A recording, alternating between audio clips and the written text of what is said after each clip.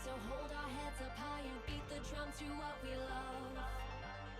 Risk the fall, or we have felt it all come crashing down from far above. Stars are rising, countless worlds colliding, only one will take it all. Can we bring to fall the giants? Can we make the final call? We are the ones to ignite the darkened skies, the champions of the world that we defy. Our soul ride of the few who rise up high, and we all fight at the last light.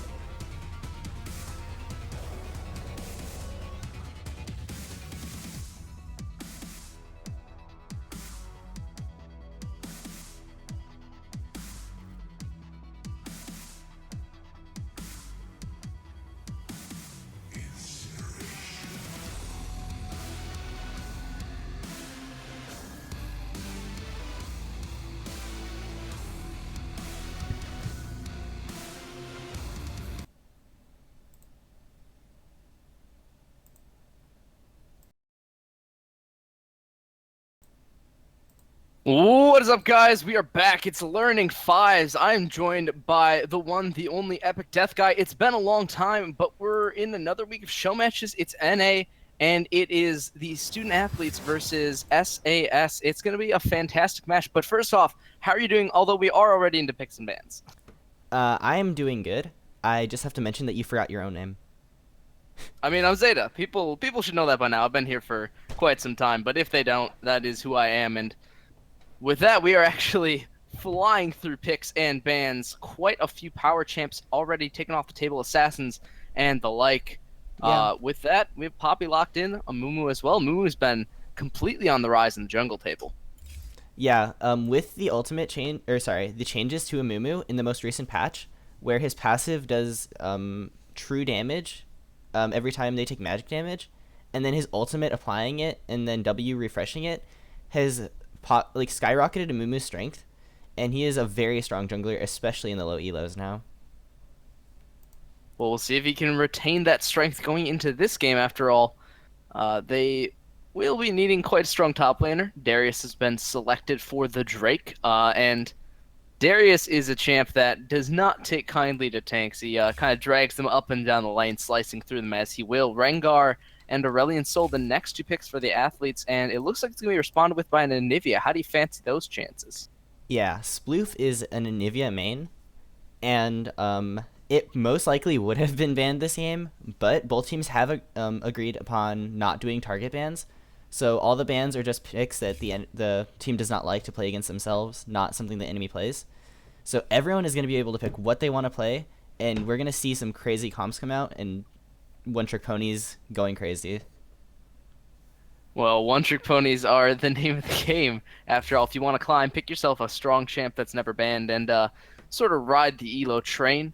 Caitlyn, safe AD carry, I do like that. And Callista, very interesting champion. If the Nami will be locked in alongside it, that is a potent pair, but you're not wanting to throw the fish into the fight a lot of the time. Alistar, much better pick in my opinion. Oh, that is a very scary combo. Callista will launch a Raging Cow into your team, and he will be able to knock up and then knock someone towards his team instead of having to use the W to get in there. So it's a great combo. Um, Gonna be interesting to see what support is picked to counter it. Most likely something that can peel and play very safely, as if you pick Sona or something really squishy, the Alistar will just fly in there and smash them into your team.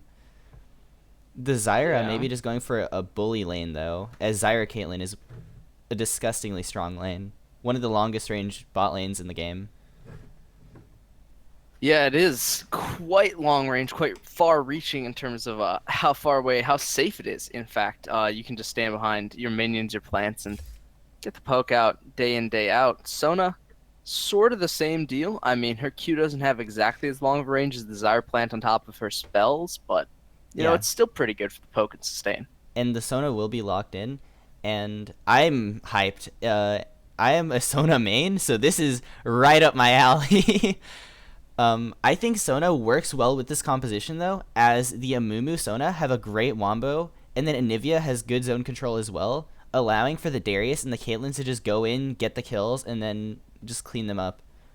But there is a large amount of tanks and just damage on the side of student athletes.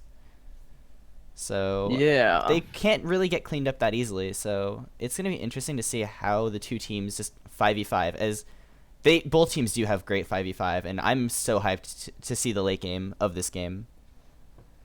Not just the late game. I want to see the mid game. After all, the Amumu spikes with those ult changes, you mentioned them very briefly, but I don't think people realize exactly how strong he's gotten with some of these very unconventional builds, I would say.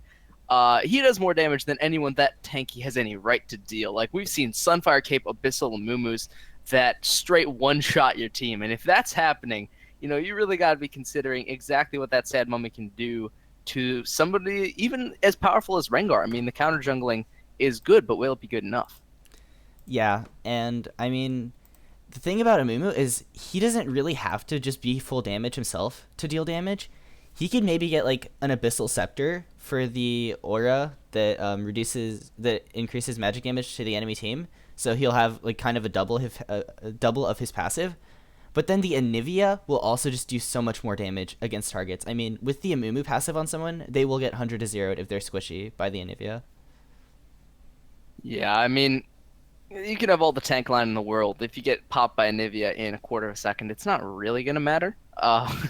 And on top of that, you just got to consider the fact that if this Darius goes unchecked, I mean, he's gonna run rampant through that team. There is little besides the fact that Alistair can knock back. I mean, what else hard CC wise is there to really stop the Darius? Like, you don't want pinning him into a wall that traps you in there with him. Yeah. The Darius pick is good, and especially with the zone control that is provided by the Anivia, she can wall off a target and just allow Darius to be like, you're stuck in here with me now, and just slap targets. Plus, the Mumu has a lot of CC to set up. The Sona CC, I mean, there's so much CC for this Darius to get in there. All right, well, with that, I gotta ask. The comps are set. You know, we've seen the lanes. We've talked about it a little bit. Before we get into the game at all, looking at the comp wise, who do you think's really got the advantage going into game number 1 of this show match?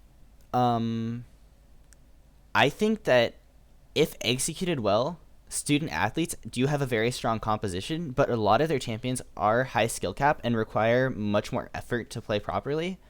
And if it's a very long team name. Sploof and the Shenanigans can play just play solid, not lose really early on, and just group up 5v5 well. They'll have a much easier time just winning the game and closing it out.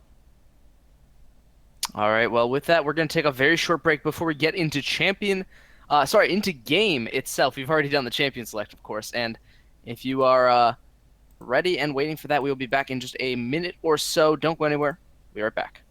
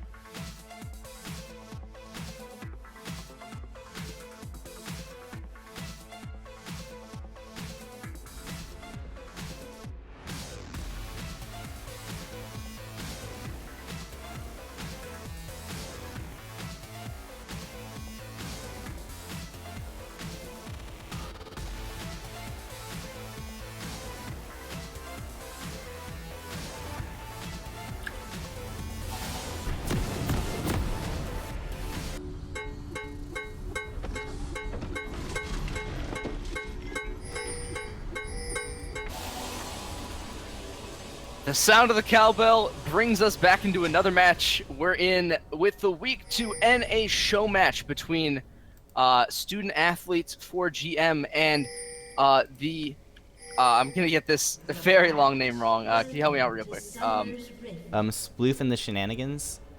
Sorry, a little bit of the visual stuff messing with me. Some people understand, but yeah, it's going to be an exciting match, very much so. These teams are very well matched. I'd say it's a very even lineup, and with the invade coming out.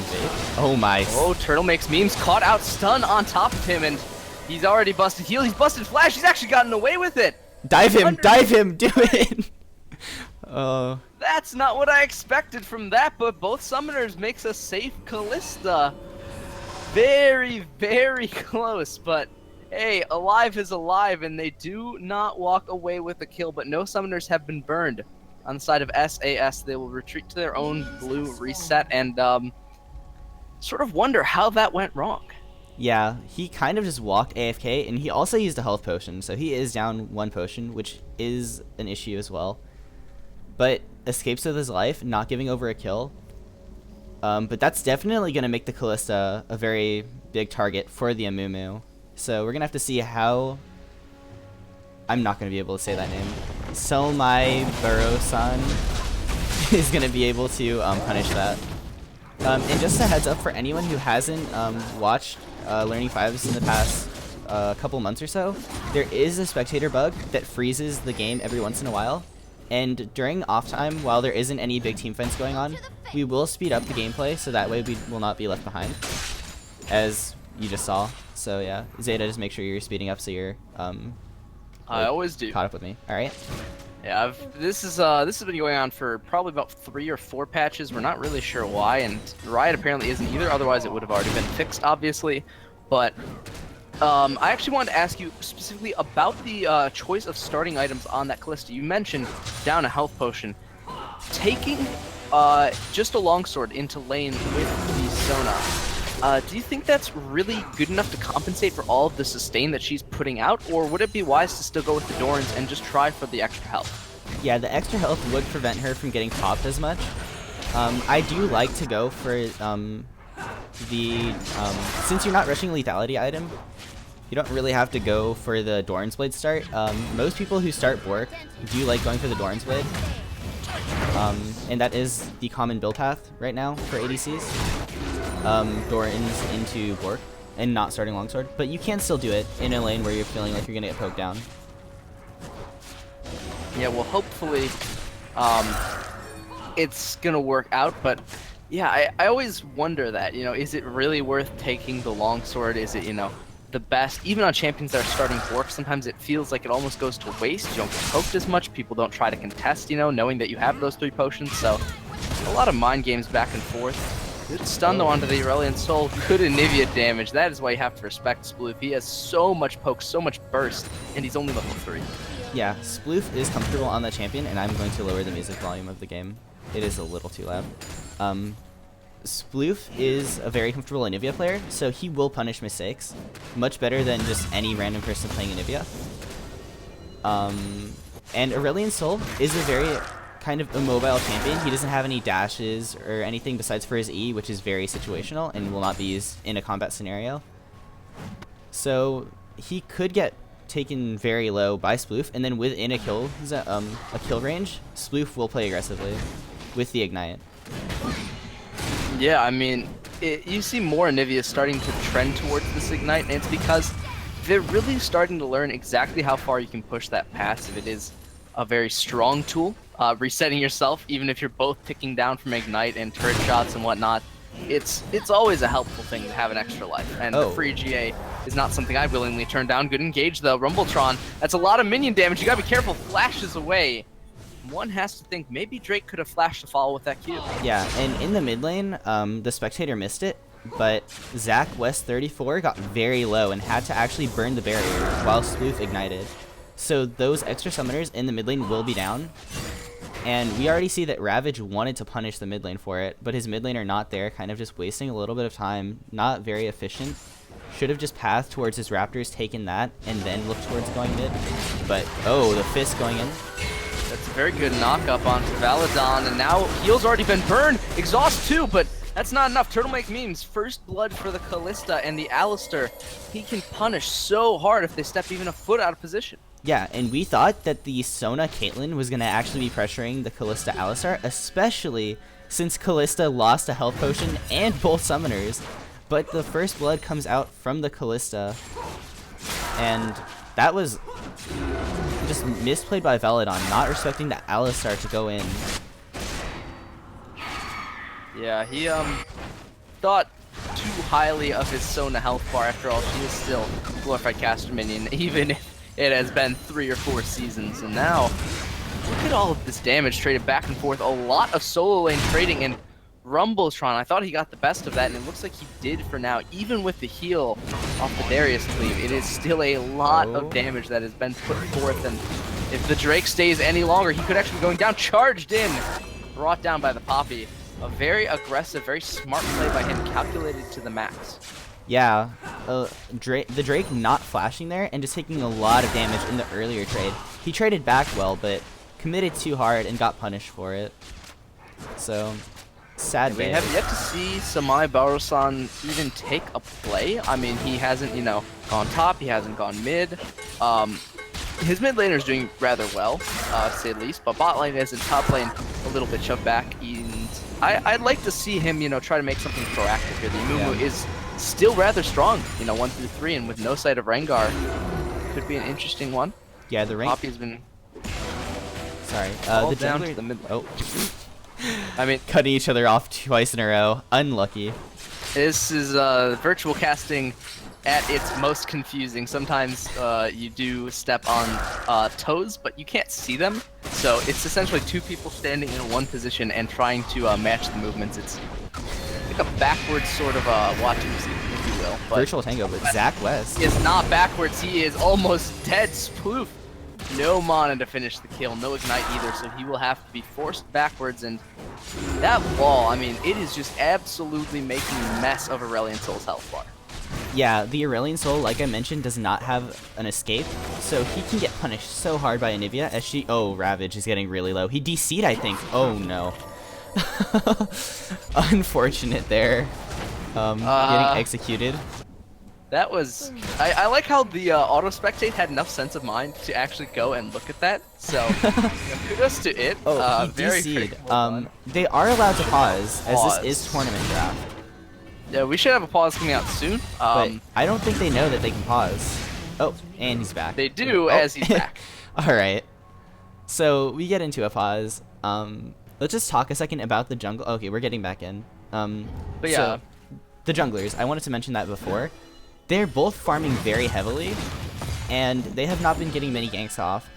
Ravage, YT, was looking for a gank mid, but his mid laner wasn't there, so doesn't really get it off.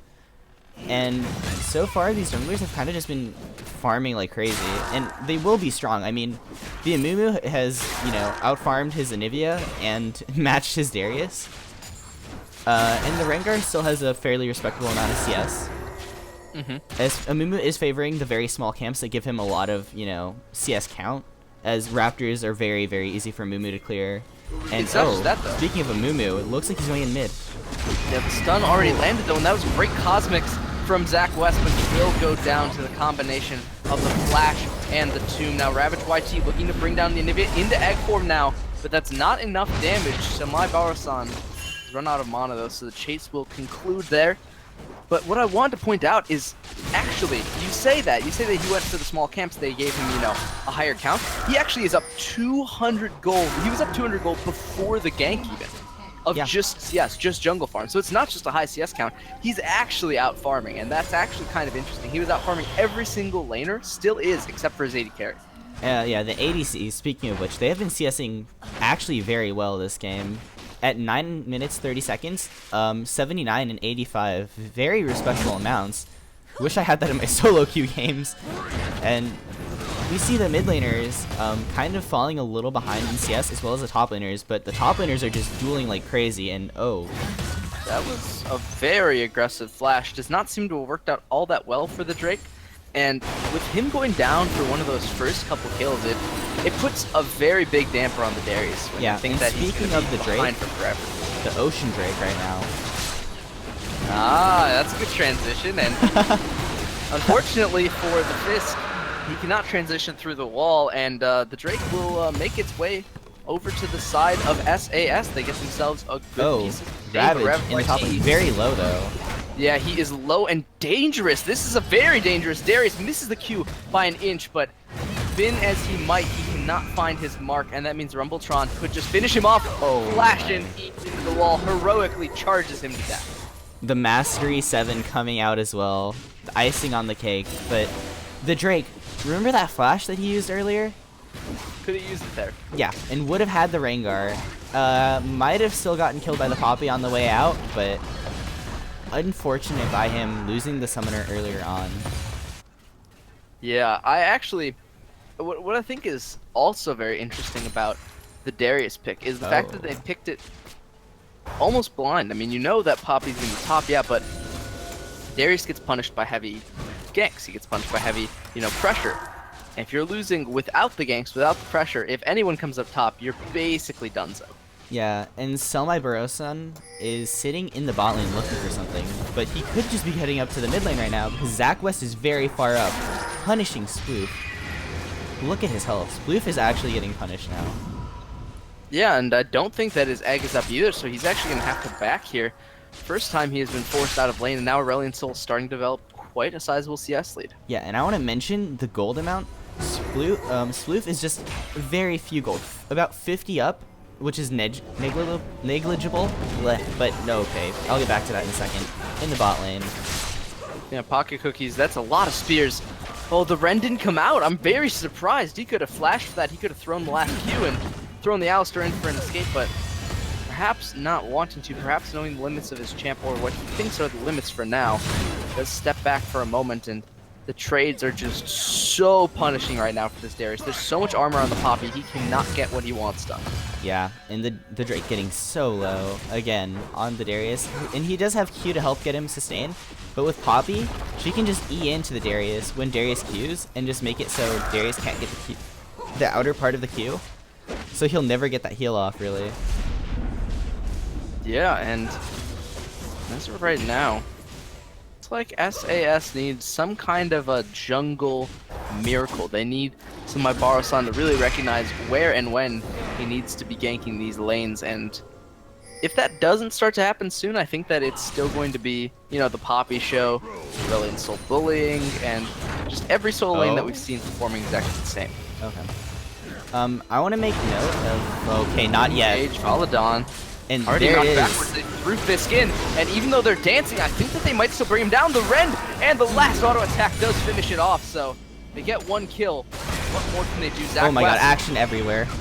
so much damage from the Anivia, but he does trade a little bit back. Has to probably back at this point, even though he has a barrier. He didn't use it, and that means that combat summoners are both still up for both of these champions with this. Ooh, that was a lot of crit damage, but not enough to kill him. Yeah, and I want to just say to all of you cowbell enthusiasts out there, Sona's ultimate will make him dance. So every time you see that Sona ultimate on the Alistar, unless he ultis, you're going to hear some of that cowbell. Oh, and Ravage. Oh my, that setup! The beautiful wall we were talking about being comfortable on Anivia. Yeah. He shows us exactly what we mean, and that was such a good play from him. I just actually can't really believe how well that worked out. Yeah, the Anivia wall was basically perfect there. Rengar has no escape. He's a very aggressive champion, and once walled off, unless there is a target for him to leap to, he cannot get out of that Anivia wall if it's blocking off his pathway. And perfectly placed, sets up for the Amumu to come in, and giving Even a kill held his over. extra burst. Yeah. I mean, that was just like, it was absolutely perfect. I mean, he knew exactly how long it would take Amumu to get there. He knew how much burst he had to wait and hold on to. Just great play from him. Yeah, and right now, for SAS, their top lane is 0-2, the support 0-2. The mid lane, though, is 1-0-1, and so is the jungle. They know right now what they need to play around, and they need to make sure that they're doing it properly, as they have two losing lanes, the outer ones. They have to play around the mid lane. Sploof needs to roam around and help, and it looks like that is happening right now, as he is heading down towards the bot lane. They will be spotted out, though, but not yet noticed. Okay. No, they are noticed. It is hard Yeah. not to notice that big of a bird flying into your lane, but Yeah. even so, I mean, it's just, at this point, it seems almost kind of ridiculous. Drake, he's low, the Rengar is here, and he's going to be brought down by Ravage. That's the kind of rotation we needed to see, but even though he had a ward up, even though he thought he was safe for now, teleport's going to start as the dive does as well. Poppy going to join her, but oh, this is not going to be in time. Turtle makes memes. Oh. He's not going to get caught up. Valadon actually knocked back into turret, and that's And going the to roam be down his from demise Zach as well. West. Pocket Cookies now has to be careful because he's flashing away from the Aurelion Sol, but the voice of light screams loud and rings true in his ears. bringing him down. Now it's all onto these two members, the two that are fed. Fisk is in, stun is down, so is the egg, and the Aurelian Soul is just chipping away at their health bars, taking off chunks of buildings, and they are shut down 9-4 for 4GM. Yeah, huge momentum swing for student athletes. As the Poppy TP came out and flanked behind the line, gets pocket cookies, gets 4 kills in total, and I think the Drake was he dead before the start of that? Or did he just... He had just died in the top lane after the Raptor YT gank, so he did not have, or a TP available. He was up. Oh my, perfect timing for them as they get the Infernal Drake. So, right there, SAS was trying to make a play, but they basically just gift wrapped 4 kills and a Infernal Drake, which is such a strong objective. I mean, you don't want to give Infernal Drakes over to Rengar, Aurelian Soul, Callista, because those champions scale super strong. Yeah, and the 3-threat competition with a Infernal Drake is going to be quite hard to stop. They do have a sort of 3-threat of their own, but the Drake is so far behind. I'm not even sure if we can consider him one of those threats at this point. He needs to be, focusing on the tank items, focusing on the split push, and hopefully he doesn't get burst down by a Rengar in that time. Now Ravage, concerned for his own safety, decides to back on out. Doesn't want to fight that with the Anivia there. Yeah, Anivia just had used her wall though, so it wasn't likely that he was gonna get killed there. But the Drake getting caught out right now. Oh no. Another time with the Rengar Poppy synergy. He just has so much on his plate, but now, if he can turn it around, the Sploof, the dunk, the Drake starts off 1. Maybe he can get a 2nd kill even. Aurelian Soul though flashes away, dunks a 2nd, Voice of Light to take him down, but that's a 2-for-1, still looking good. Finally, Darius gets to fire back, but is it enough at this point in the game? Well, that will definitely help him out in the Poppy v Darius matchup, as that will get him the items he needs, the Black Cleaver, plus a little bit of armor. That'll allow him to duel her. PC. Yeah. So, I'm wondering what he buys next. Well, there are 3 auto-attacking champions, or 3 AD champions, so the Ninja Tabbies will be good against that team. I could also see possibly Boots of Swiftness being a viable choice just for the movement speed and against the Aurelian Soul slow, but I think that Ninja Tabbies is still a really good choice here.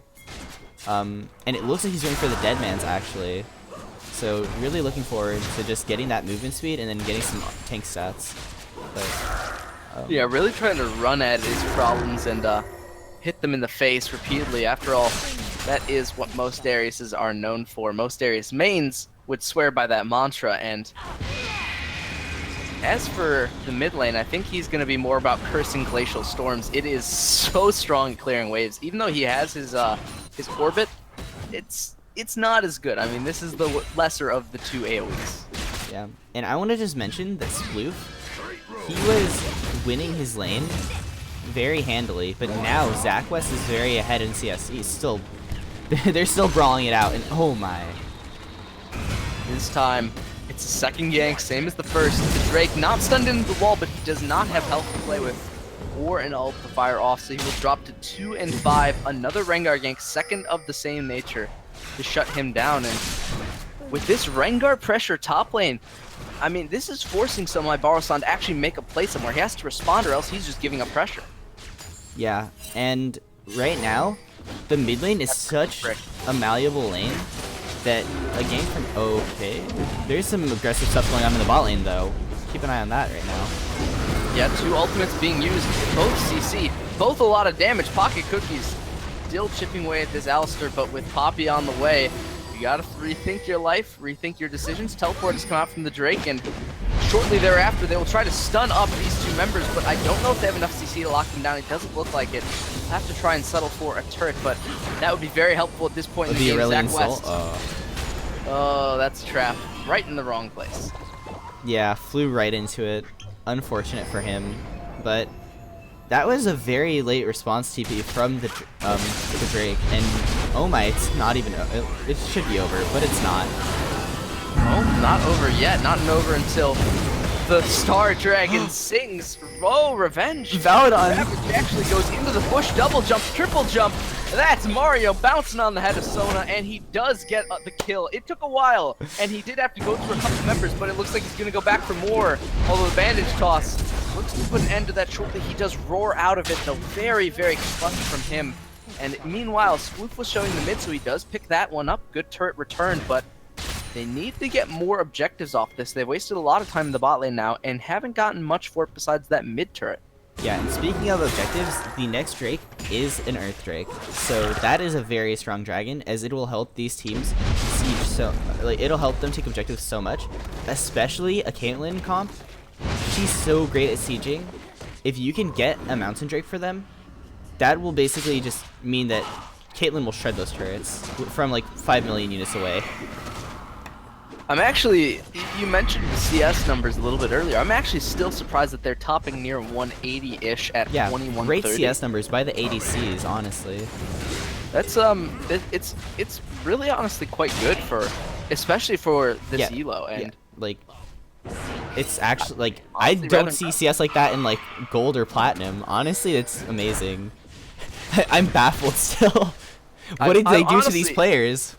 Because the thing is, like, I'm an ADC mate. Like, what I do is CS, and I get good numbers. Like, I sometimes average 190-ish at 21, sometimes 200, but that's on the games where I'm literally playing SIP.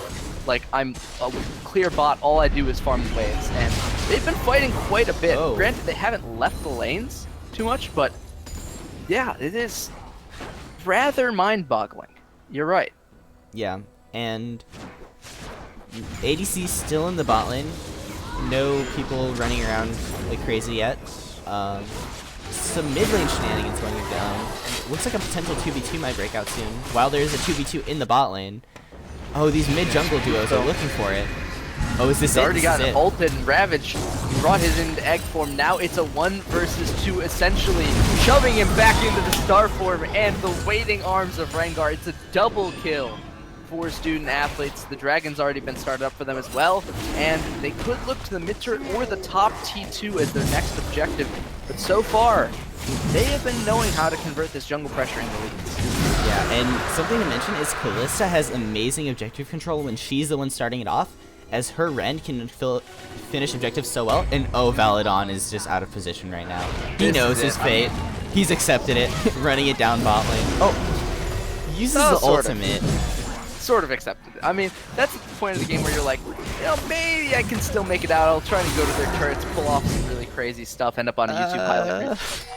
You end up on Fails of the Week instead. It happens to everyone once in a while, and that's another turret down. Only one outer remains between them, and quite a sizable gold lead, 6,000 already on the board. Yeah, and the Sona build, I want to touch on it for a second. He rushed Sorcerer's Shoes and Ardent Sensor. Now, I love Ardent Sensor, especially with a Caitlyn. It's a great combo. But when you're behind like that, maybe you might need to itemize towards a Locket first or a Redemption. And the Sorcerer Shoes, he doesn't really need to deal damage on his team. He really needs to just kind of protect and peel. So really, I think CDR boots or just defensive boots would have been better for the Sona here. Yeah, you might be right about that, but so far, they appear to be working out. Well, they don't appear to be working out too well. I meant the team appears to be working out all right. Besides that, I mean, take out the 5 Sona deaths, it's 10-7. That's not unreasonable as a scoreline, but once you add them in, once you add the turrets in, then we're looking at 6,000 gold, and you're not too happy with the way the game's going. After all, they do scale. They're not, just an early game team. They're not just cheesing you. They're going to keep doing this for the rest of the game. And a 4-on-1 6 Poppy, I think, is probably the biggest of their concerns. Yeah, but something I do want to mention about that build is that the Sorc Shoes do cost quite a bit of money. And if you look at the minimap, you can see there are virtually no pink wards on the side of SAS. Besides, I think there might be one in the Baron Pit. I can't look at it right now while there is a pause. But I think it's either a pink ward or, yeah, it looks like a pink ward placed by a Mumu just now in the Baron Pit. But there are not many pink wards coming out this game from SAS. If you compare that to 3 pink wards I can count from student athletes, the vision gain, you can just look at the minimap, is completely in student athletes' favor. They have pushed their vision up into the enemy jungle. They have good vision control. I actually am pretty impressed with what they have. And it's not being matched by SAS so far.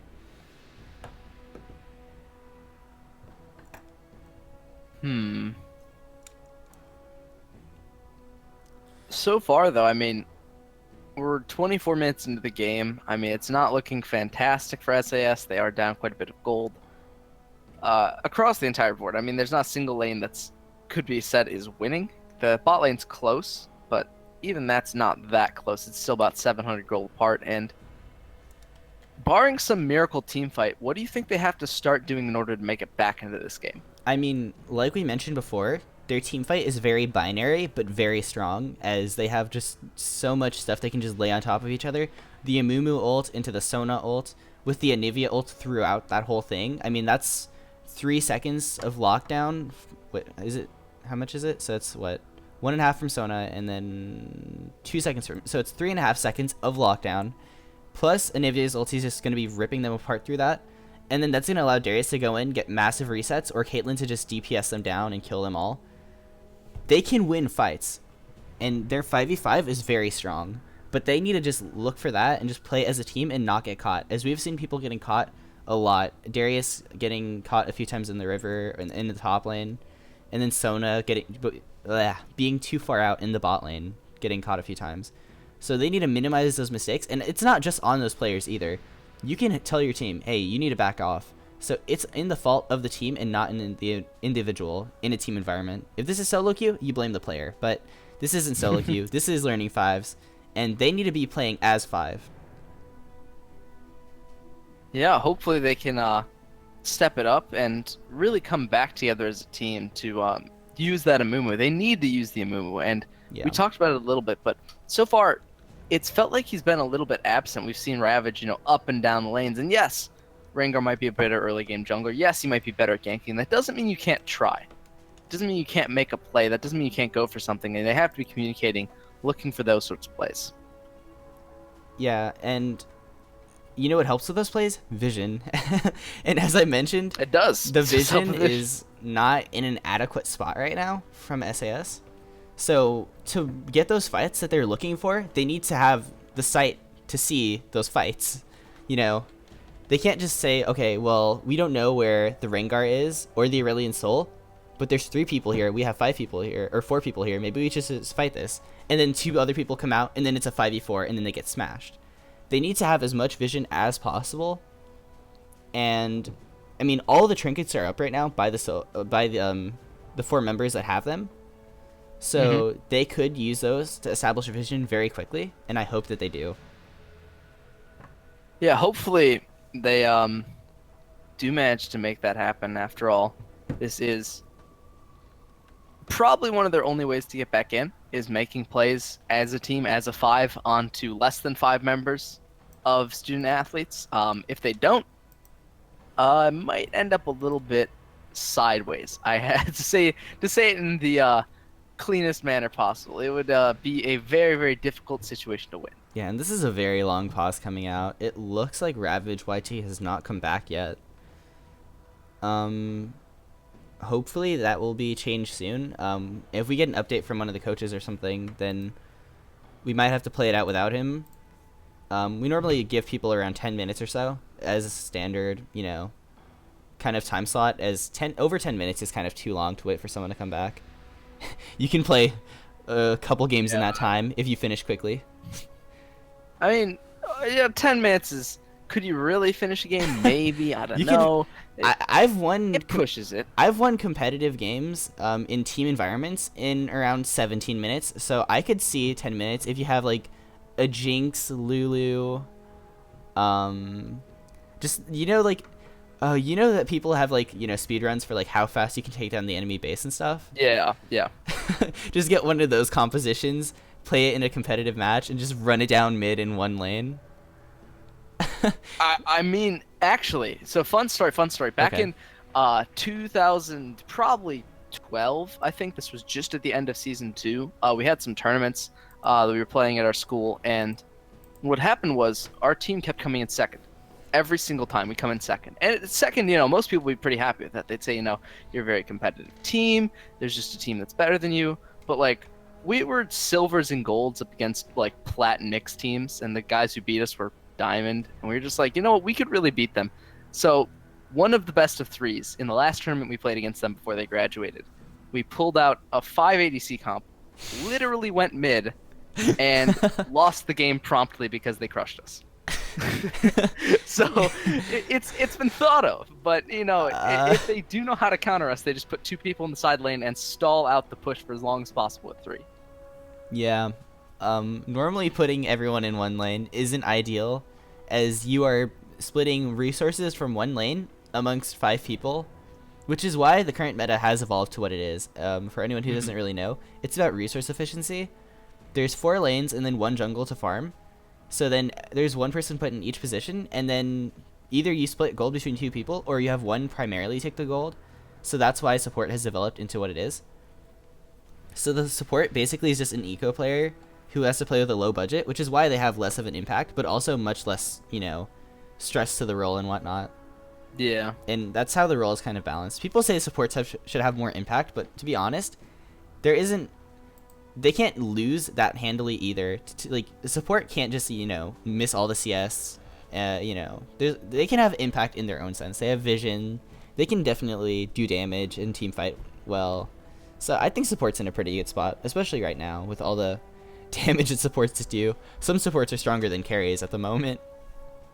Especially it's in the actually past few kind of patches. surprising. I mean, especially in the past few. You mentioned that, but there's been some really ridiculous points with the just support meta going absolutely completely upside down. I mean, we've seen like brands that 2-shot you. We've seen stuff like just the absolute best and worst. Like, I've seen support fizzes in games. I've seen support Yasuo's. Like, in the traditional meta even, there's been, crazier picks. Like, we've seen stuff that is just, completely eviscerated whole champions. Like, there was a damaged TK played in LMS. Like, there's some weird stuff floating out there.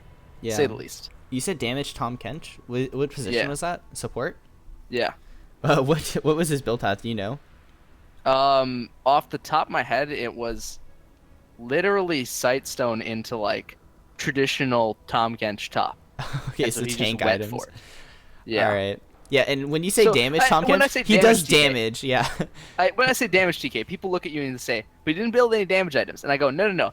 He just didn't build support. That means he does damage. He is Tom Kench. That inherently he will do % health max damage. Yeah. And you die." And yeah, so he does damage based off the enemy's health and based off his own health. So you don't really have to build damage on him to do the damage that is needed. And I love Tom Kench. He is such a fun champion.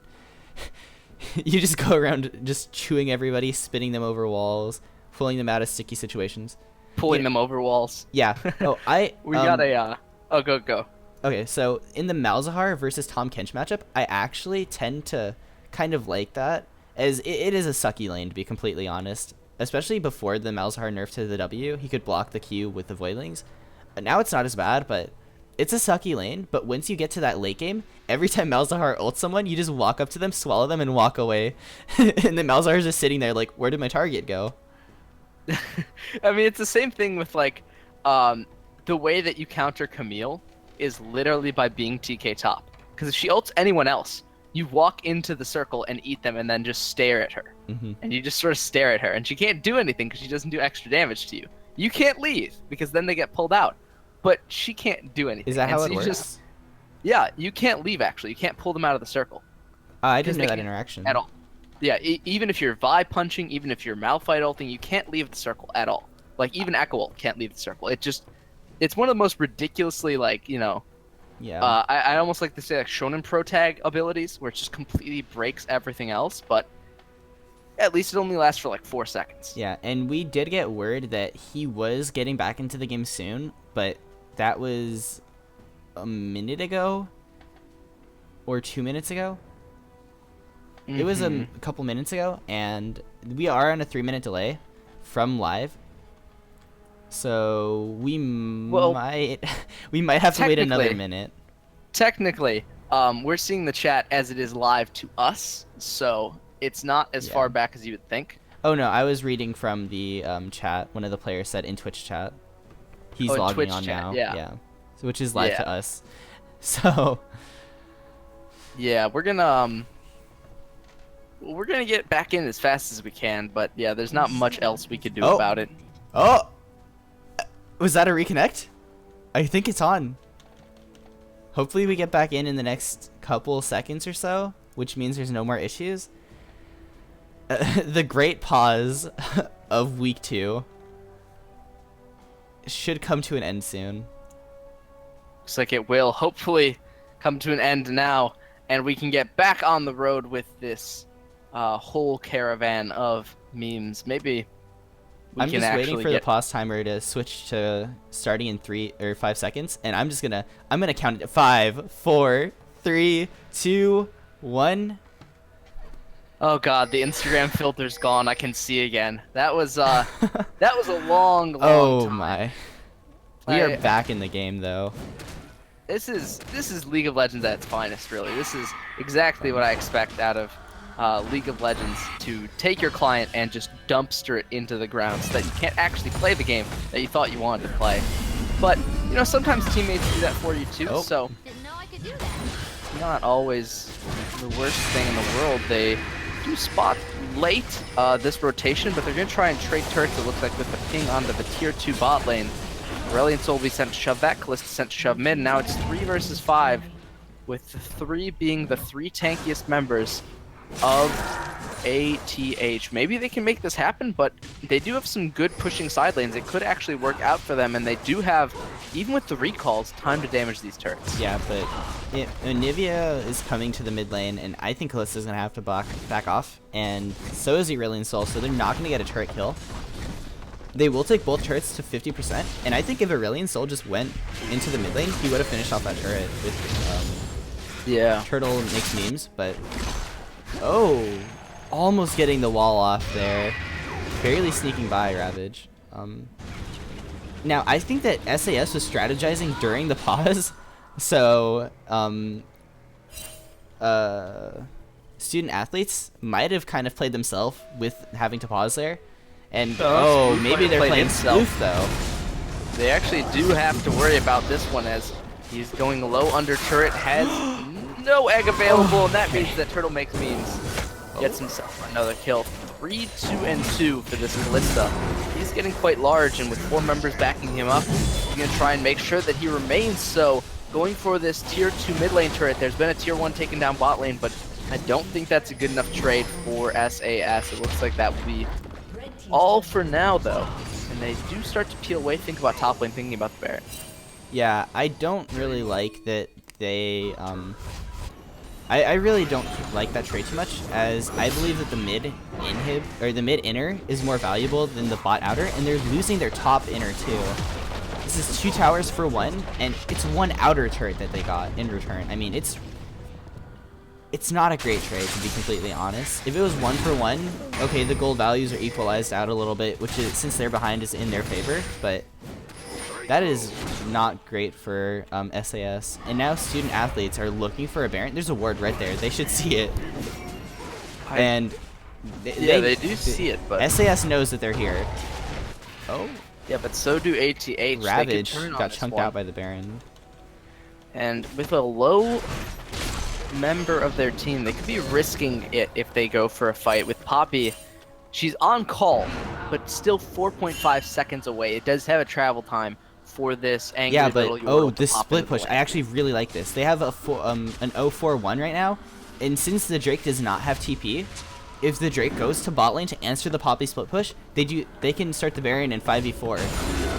Now Anivia is heading down too. Hopefully the Poppy can watch out for her. Oh my god, maybe they're gonna even catch her out. Possible. Okay, no. She is quite far back though, and I don't know if that's gonna work out. Fisk is on the other side of the map trying to do the exact same thing. 3 versus 2 though, and he's actually been stunned up. The ultimate is down as well, and they caught out 2 members. They thought they were getting a good deal out of this, but Ravage did try and make it. The best deal does not work out. That was the worst trade deal in the history of trade deals, maybe ever, and he does go down. for his trouble. 3 for free is the score, and now Rumbletron could be next in line to receive a very close haircut. Not gonna happen though, Sploof. Flashing forward is Drake, and that was another one of those famous aggressive flashes. Not sure if it was worth it. Yeah, I don't like the flash from the Drake there. He could have saved it, and then the next time he could have played more aggressively against Rumbletron, or he could have used it to get into a fight and just go crazy. But, I mean, it's not horrible, and they got a lot out of that there. They got how many kills? 3 kills? And that was just...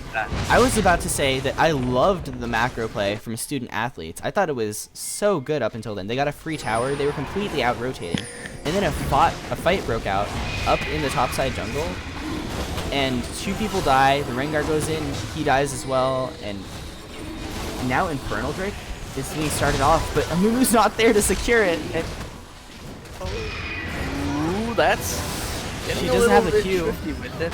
Oh, Rumbletron missed the ultimate. That means that this is going to go smite. down. And Brexy he missed the smite! The Baron, he misses smite. That means the Drake has taken the dragon, and he does slay his own namesake. But I think they're okay with that. They have not lost a member. Do not want to lose a member. Either team willing to give an inch, but when you give an inch, you give a mile, and that means Aurelion Sol has to heal for his poppy. They start to get them out, but Turtle makes memes. Might even go down here, pulled in by the Drake. And the Darius is coming alive. Pocket Cookies picks up another one. And that means that this is going to be a 5 versus 3 for the remainder of the fight, even with only inhibitor turrets remaining. They still fight back. SAS are not done yet. I love this game. This game is so fun to watch. Ravage smited the Drake, not the dragon, but the Darius. And oh, no. it was within kill range. He would have had it, but he misclicked the smite onto the wrong target. And the Drake, the Darius, finishes it off with a Q, and now Ravage is just tilted and gonna die. That is unfortunate to the max. And I mean, SAS is back in the game now. I mean, the gold is very much closer than it was before. Kills are almost even, 2 Drakes to 2. This is a match. it is most definitely a match. I mean, whatever happened in that pause timer, it has left SAS on a much higher standing there mentally. Because I say that though, Pocket Cookies is going to go down. Maybe it's a lot closer than it seems, and I think that's going to be the case. After all, even with that advantage, even with that sort of, breath of fresh air that we saw, it's still 5,000 gold deficit between the 2 teams. Yeah. Sad that they lost Pocket Cookies on the way out there. Hopefully they don't lose too much for it, but there are 5 members up. Poppy still has held the TP and has it. The Drake does as well. And it looks like both teams are playing around Baron right now. The Fisk a little out of position, but so tanky. Soul's flying in, and that means still by Marusan stunned again, double stuns, and he is so low on the Amumu, he will go down, and Sploof might as well into egg form, and they're gonna make a scramble with him, turned into an omelet on the river floor. Now 4 members could turn for the Baron. 3 only alive for SAS, and they just don't have the contest power needed to try and take this. Yeah, and Kalissa has the objective control. The E will take it out from about 2k HP, maybe 1.5. Yeah, there it is. No chance for a steal at all. That is one of the best strengths of Kalissa. She is so good at doing that. But well, you can't miss smite if you don't have to smite it. No. So, hey, at least that worked out for them, and even if it's not, the best result, I mean, it's happened to be a little bit back and forth to get to this point. I still think that SAS, they still have a chance, if they land those kinds of layered ultimates. The Curse of the Sad Mummy on top of a Darius in particular might be quite potent. They have a chance to get back in, but it's not looking fantastic. We're back in the same situation we were about 3 minutes before the pause. Yeah, and I mean, after Pocket Cookies got caught out, 2 people overextended, Sploof and, was it Selmai Burrow-san? They were out of position, and the Drake did not come to join them, so it was kind of a 2v4-ish fight with Valadon on the backside, joining in halfway through. So, I mean, just a very kind of messy fight, and they really should have played safer with a member down. It kind of just said, after they lose people, then it's not just a 4v5, it's It's 3v5, and then that's basically a guaranteed Baron since there's no more jungler either. Yeah, if it's a guaranteed Baron, it's a good thing. I mean, that's, you know, just objectives and pressure and time, and with that Baron, they've gotten themselves an additional 2,000 or 3,000 gold in their pockets, so rolling quite well for them. They've got a couple minutes left on the buff, and good zone pressure for now. Yeah. Oh, the Drake, maybe looking for something? Okay. Looking for a ward. I mean, at least they're establishing that vision control that we wanted. It's true, and Oh. until they get more, the Drake, good pull, could actually start to aggress onto this Aurelion Soul, but Got the barrier. fortunately for him, his damage is quite low, so he will not be able to do much at this point in the game. Yeah. Something I want to touch on though is the Drake does not have any magic resistance, so he will be very susceptible to damage from the Aurelion Soul. And Selma Barosan does not have any health items besides for the Cinderhole. So while he does have resistances, he's still not super high on health, about 2.2 thousand. Not a super high amount, not even that, just under that. So yeah, he needs to get some health items to start making his effective health much higher. Yeah, and if he doesn't, it's we it's saw not it in the looking Baron fantastic. fight. The fight before the Baron, that he got kind of blown up there, didn't he? He got taken out pretty quickly, if I recall. But If you're one of the frontline members of your team, you got to be thinking about what's their biggest damage. And yeah, their biggest damage is Callista plus Rengar. But there's also a 4-1 and 5 Aurelion Soul. There's also Poppy. There's, you know, these things that are going to CC you, hold you in place for a long period of time, sustain damage. Oh, Fisk actually might be caught completely unaware. Crystal Stab will be fine too. And they layer it with that, getting dunked. One member is down, two down, and shut down is the Aurelion Soul. Turtle makes memes. Makes short work of the rest though, and it's a 1 versus 3. Even with the good catch, it does not work out in SAS's favor, and they're going to lose multiple inhibitors for this one. yeah, and there was a big problem I saw. Ignite wasn't used, heal wasn't used, exhaust wasn't used. 4 flashes are up. I mean, they just didn't use their summoners during that fight, and I didn't see redemption either. Did you? Was it just bot or something? I didn't see one. Yeah, so. And did Anivia use her Seraphs? I'm pretty sure it was stacked at that point. I didn't see Seraphs come out. It might have been used, but a lot of the actives and summoners were not used in that fight, and it was such a close fight. Pocket Cookie's heal onto, you know, the Drake there. The Darius was pretty low for that whole fight. If he had that extra bit of HP, I think they would have been a clean, like, you know, 4 for 2 maybe in the favor of SAS. So they definitely had that fight in the bag, but just not executing properly. Yeah, and it's not executing properly. It's not going to execute well at all, I think. And as of right now, with an 11,000 gold deficit, it is looking quite dire for SAS. I think this is the biggest gold percent deficit that they've had the entire game. And as a result, gotta be very careful when you're thinking about this one. It's not over. I mean, an 11,000 deficit, while it seems very large, is still under 20%. Oh, they're at this point in baiting. the game. They're baiting. Sploof, don't do it. Sploof, don't do it.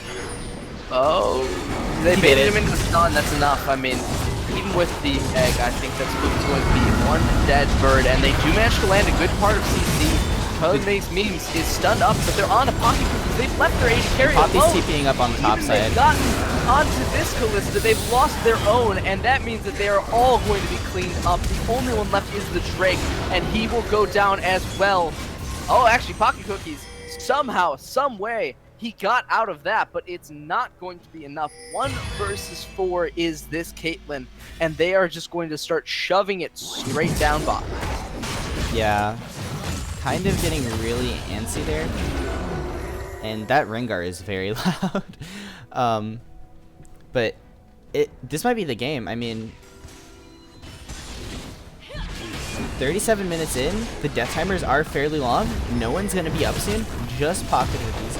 If he can hold out, buy time for his team to respawn, maybe, but there's minions, super minions tanking up the tower. Death timers are coming down, people are coming up, and it looks like the hold will be now, stopped. I'm very surprised Yeah. about that, actually. I think that they could have most definitely gone for this, but I think they're going to be contented with a second inhibitor in their bank. Oh, not even going to go for that one, so They're Little showing a less lot of than I respect, and expected, but I like that. I like that they showed a lot of respect there. They're not getting too over aggressive. They're gonna just play it slow and steady and guarantee that they get the win instead of possibly throwing at the Nexus. And I mean, we've seen people do this before, even in pro games. People not being able to finish off the Nexus. They are really tanky and strong, but they just want to. They want to win. They don't want to make any sloppy plays. Although it looks like that might be happening right now. could be one of those sloppy plays you were my worrying me about, Soul. but the Voice of Flight is so much DPS, double kill for the Aurelian Soul, and that could be more. So my Barasan looks to shut He him flashed down. into the redemption. No. Left, flashing the redemption of his own team. He goes into the one of the enemy, but that's the only loss they sustain, and the GGs are coming out. It looks like this is the end of the game. Game number 1 of our NA show match is going to go the way of ATH. Yeah. Wow, what a game. I mean, back and forth for so long, but in the end, student athletes win the game, and that was really fun to watch. I thoroughly enjoyed that. I'm really looking forward to game 2. Yeah, with that though, we're going to have to take a very short break because we have to turn around into a second match after that very long pause. So don't go anywhere. We'll be back with more Learning 5 show match right after this.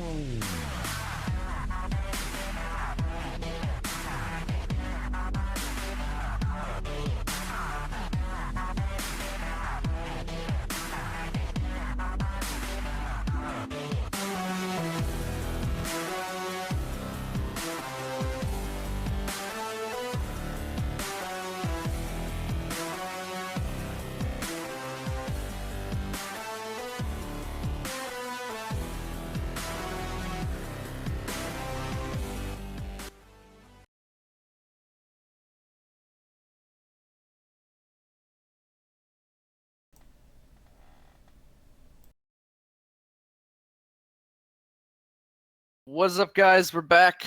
It's another game, another day, another nickel. My name is Zeta, and joining me, Meowing Cat, also known as Epic Death Guy, also known as the guy who will predict this match properly. We haven't even finished pick bans. Give me a prediction right now. One of the teams is gonna win. There we have it, straight from the horse's mouth. We can cut the rest of this game. That's all we need of the footage. But just kidding. We're actually gonna go into this game. It looks like they are allowing target bans in the second one, adaptive bans. Yes, there are adaptive bans allowed. So Rengar, Alistar, and Anivia are gone. I'm not surprised at any of those. No, that Anivia was doing very well. Did kind of get focused down later in the game, but that was because she was causing problems. So they just wanted to take that out, eliminate a possible factor, and the Amumu too. I mean, that Amumu had some really good ultis. There was a few misplays here and there, but you could say that about everyone, really. The Amumu was played fairly well, so good respect ban, in my opinion. And I think we're just going to see bans basically from the last team's comp, so we're going to see a lot of change-ups, though. That means that already 4 champions from the last game are already off the table. A ban being missed. Okay. Huh. Well, It's not dodge, so I mean, it's fine by me. it's possible he could have DC'd, and they don't know that. So, you wait for an update. Maybe hear that soon. Oh, I need to update the overlay. That was a misplay. SAS is on the blue side for this game, so correction on that. And they are 1-0. While student athletes are on the red side this game, and they are still at 0 points. Student athletes should have won that last game, if I'm not wrong. Oh, wait a minute. They are. Yeah. Double correction. Thank you for catching that. So student athletes 1-0 after that last one. Gragas and Poppy selected. Hopefully the Drake can actually make use of this Darius this game. It's going to be very interesting to see how much changes. And a Cassiopeia would be a very dangerous blind pick. Yeah, I want to say, though, that I think it's a little weird picking the Darius when he lost last time to the Poppy as Darius. And it wasn't really he got ganked that much when he lost. He kind of just lost 1v1 at the start, especially. He started getting ganked later on, but that's because Poppy doesn't really have that much damage output. But I don't know how I feel about that, really.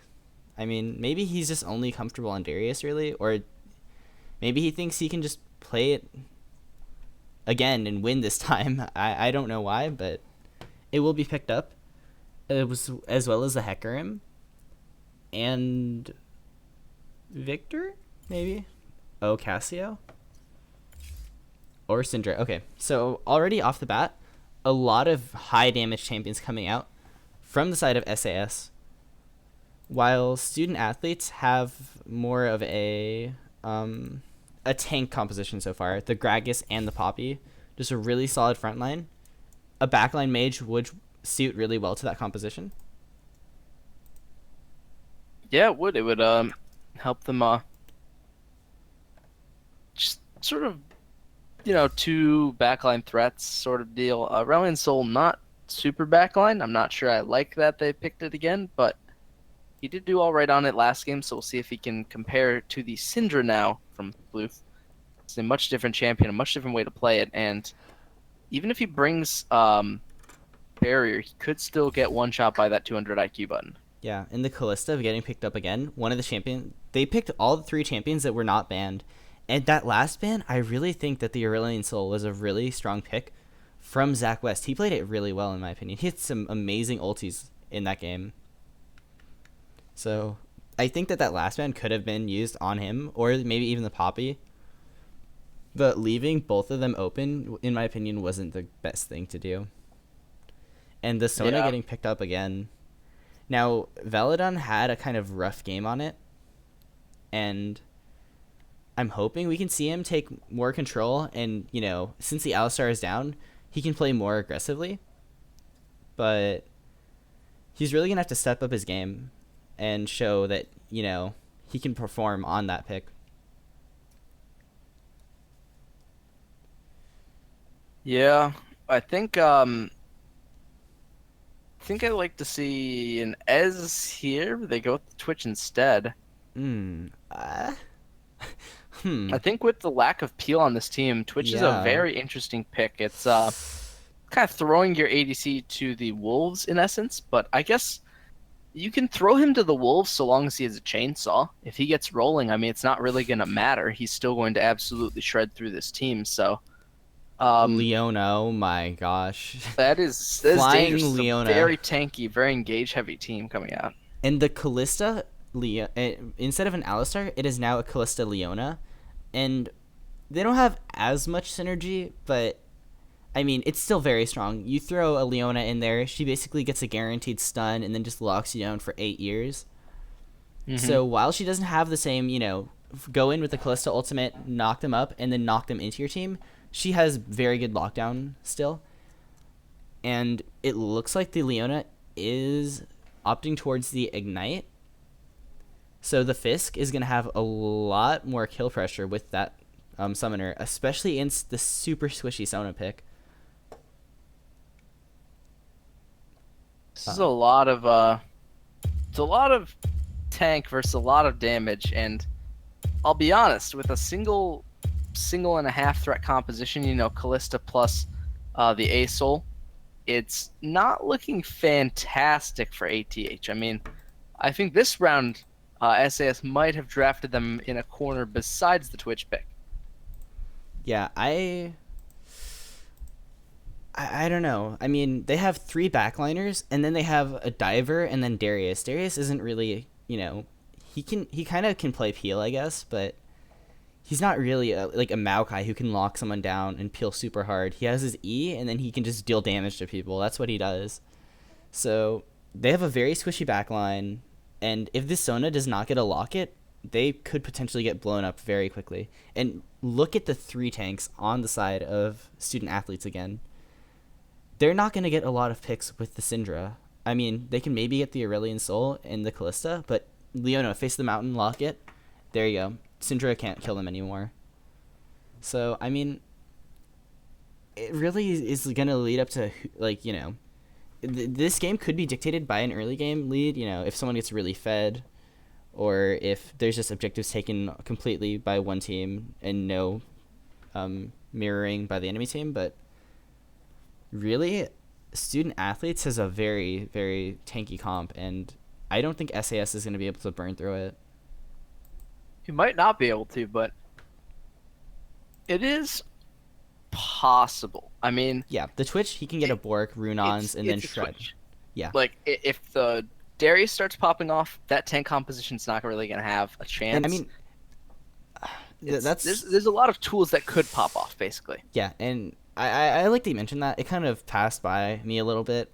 The Darius, against tanks, he's able to build up the 5 bleed stacks and just, if there's not a lot of damage, he doesn't really get taken out. Like, he can just keep healing with his Q. He can just keep getting bleed stacks on everybody. He can go pretty insane. And if the Sona is played right, she can keep healing him up from far away. The only thing they have to really worry about is Callista kiting him too hard and just going out of his attack range. And then just, melting him away with Bork and Arunons and then Ease. So.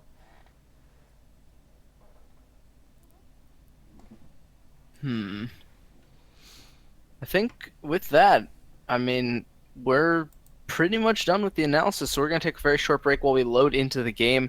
And when we come back, it's going to be the second game of SAS versus ATH. Don't go anywhere. It's going to be an exciting game number 2.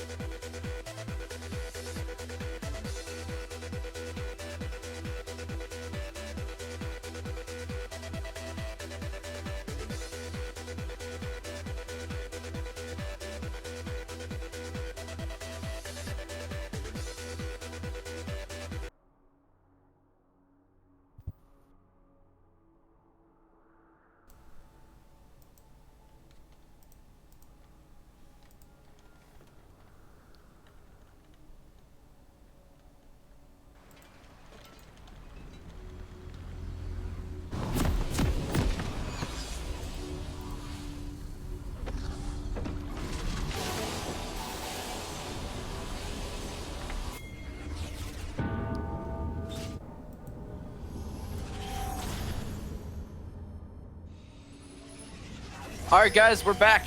Game number 2 of the NA show match. Still ATH, still SAS, but SAS are looking hungry. They want, even this series up, really make it back to a 1-1 split for the match scoreline, and they could do it. I mean, after all, they have been thinking in this pause. They've had, a lot of time to consider life in that 20 minutes of time where they, pondered, how did we get here in this game? What happened?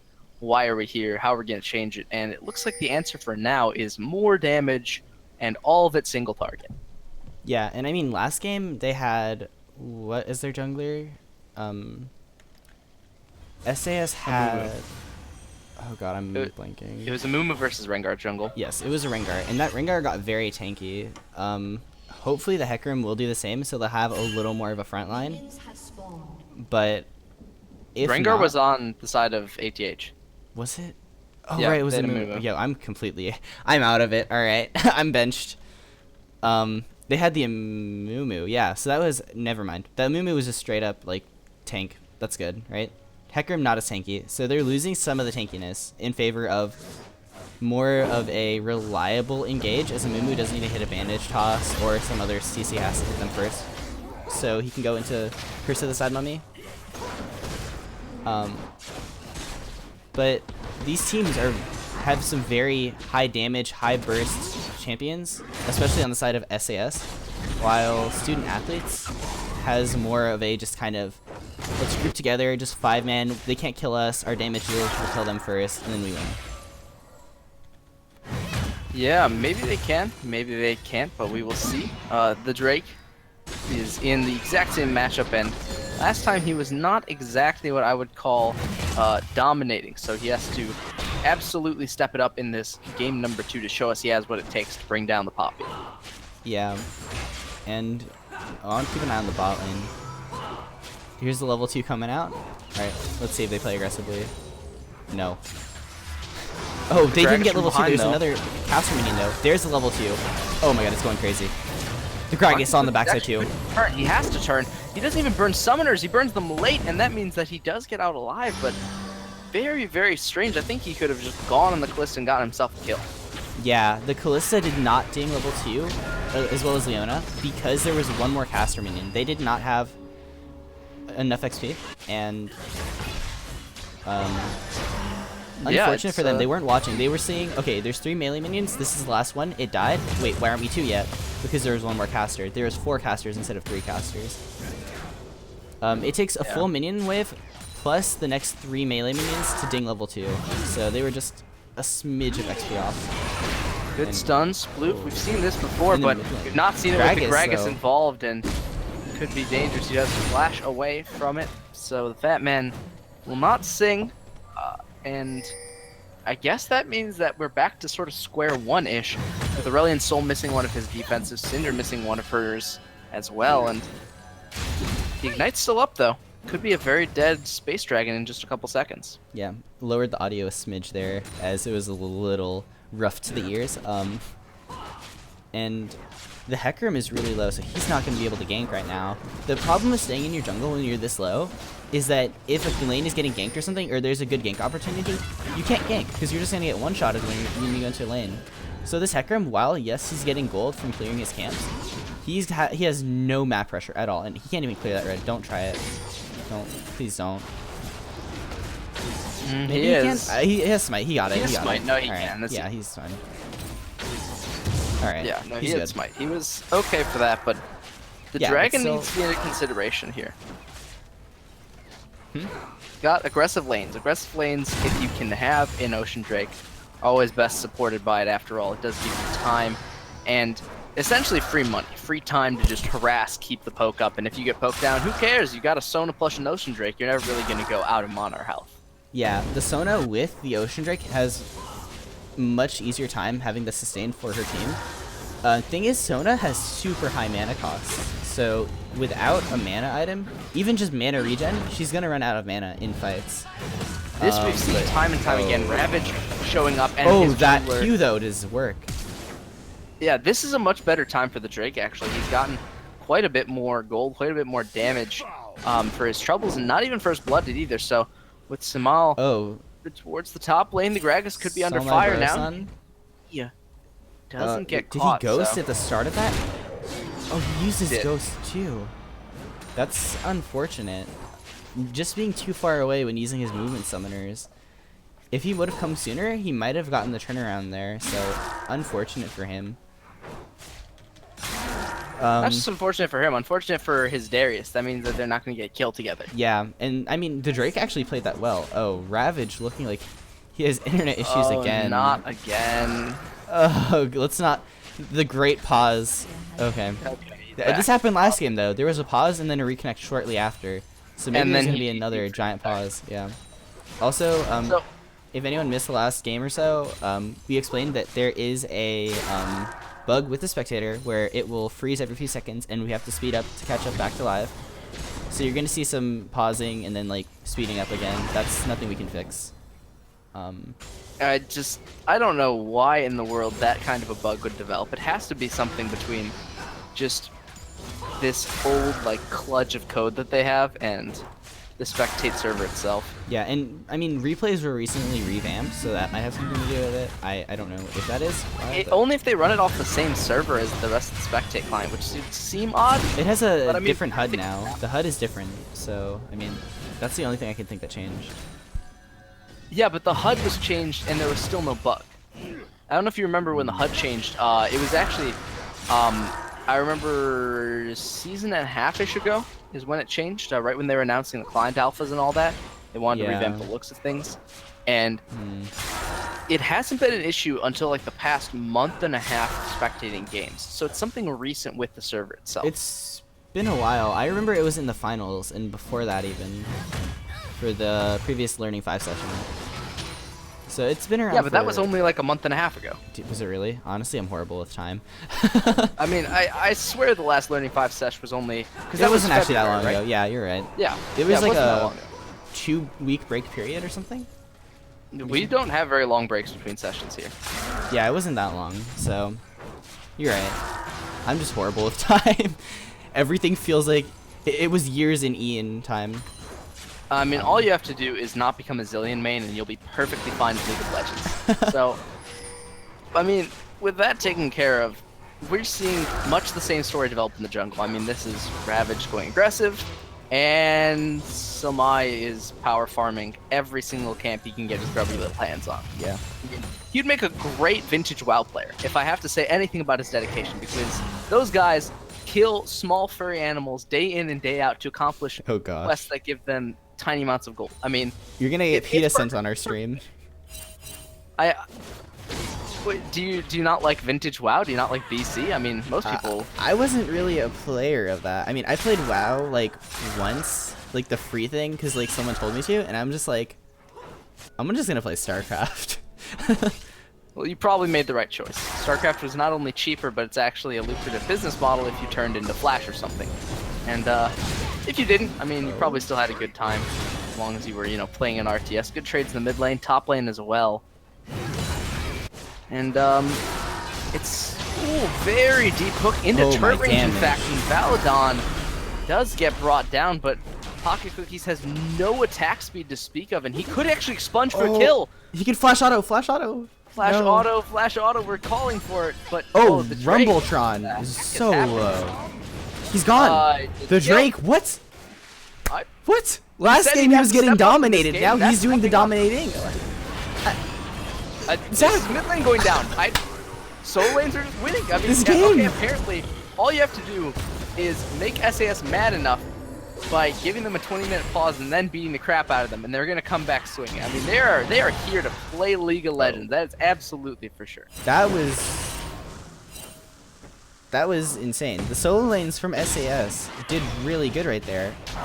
Both getting a solo kill on their opponents and not dying. Unfortunate that Pocket Cookies did not get the kill on Turtle Makes Memes. But Kalista did not burn the heal. Something I want to note though is the Fisk used the Ignite on Valadon to cut healing, so Sona W wasn't, gonna heal as much. But Pocket Cookies did not heal his support, saying, "You're caught, you die, I don't want to save you. This is a Tyler one way." But the heal is going to be reduced, so it wasn't very likely that Sona would live there. But still, holding that summoner, I feel that maybe if the Sona had a few extra seconds to get out an ability, I think she had ulti. I think that would have been able to turn the fight to get a kill on Turtle Makes Memes. I mean, this is just classic, absolute Darius gameplay. I hesitate to call brain dead, but, it seems like this is universal from literally bronze to platinum. No Darius is a single different way of playing it. You wait for them to engage on you. You wait for them to try and walk out. You hit E, W, and then Q, and then flash and ultimate them. But it's another aggressive flash. I mean, Yeah. the Drake, yeah, he's getting them to back off slightly, but it's not killing anybody. Oh, and He might actually go down here, and he does. Yeah, using the flash aggressively again, not having it to escape, and he didn't get the bleed stacks he needs. When you're really low on Darius, you need basically a certain amount of health to be able to say, I'm gonna live long enough to get my 5 bleed stacks, and I don't need to hit a Q to have enough health. And the I Cerulean need to Soul hit is a Q dead. to actually kill the Cerulean Soul, and that's a power shot if I've ever seen one. Sploof takes down one. Yeah, Sploof made Second Zach solo West kill. go poof. I mean, didn't even use the Ignite. Just the unleashed power. Oh god. The chat, a little banter coming out. Ban my Nivea, you get the horns. I'm gonna hide that, but Yeah. a little bit of BM coming out there from Sploof. But yeah, his Anivia was banned, and I mean, he did fairly well last game, but this game he's doing really well on the Syndra. And Syndra has a lot easier time, I think. Doesn't need, it's not as complicated to get a kill with Syndra. You don't need to whittle them down as much. You don't need to have a perfect W into your ulti. You kind of just throw balls at them. But in the bot lane, Pocket Cookies is getting a game drop. Yeah, this is another dive coming out, but they've already stunned him up, already brought him down. Fisk is still tanking the turrets, and now Turtle Makes Memes is as well. He's gonna drop, so they do trade 1 for 2. Still a good trade overall, but with the Callista dead, the turret's gonna take forever to fall. Yeah, and I don't think they can get the turret here. It's too tanky. Looks Yeah, like they're going to still absolutely go not. for it, I but mean, they're not going to finish it off. It's a Gragas and Leona. She Leona. has an Yes, they auto have attack red buff. reset. They to have be red fair. buff. So that's actually doing more damage than either one of them Combined. Probably both of them put together. In Yeah. fact. The Drake, again, taking a very aggressive trade. Gets the 5 bleed This stacks, is what Darius's but- do. You know, you take aggressive trades and hope that you win enough to spin through them and unleash your spin cycle sort of axe, He's ending in eating a too dub. many Qs, and he lost the bleed stacks. Oh no. Into the wall with the Justice. Up, Justice is down, and the Drake might be as well. He gets the Courage of the Colossus, Oh. but I don't think he's going to live much longer. They do have a Justice stack, after all. Slam him into the wall. Rumbletron missing one. He's Hit out. by turret shots. No, don't BM. She has the passive. Okay. Oh god. That was an intense top lane matchup to watch. The Drake barely didn't get the bleed stacks reapplied in there. And he would have been good to go if he did, but in the mid lane again, target's getting really low. I want to see the Gragas E-flash. Alright. Nice. Okay. That was a pretty good kill, pretty clean, but now Zach West is under fire and has to flash away. Selmai a little bit in danger now, knocked backwards by the Gragas ultimate, but he's Pocket started though. enough time for his team to come in, but not in time for them to save him. Pocket Cookies is now stunned. And with the Leona on top of his face, he has to reconsider his life choices as he does start to make his way back up. Flashes over the red wall. Little Turtle bit makes premature. memes though, is coming on the backside. Yeah, and that's going to be double dead bot lane. It looks like Turtle makes memes. It was actually not able to finish it underneath the turret, but came close. Oh, but Ravage looking for the die. He's really low. The Fisk is having to tank it. Oh god.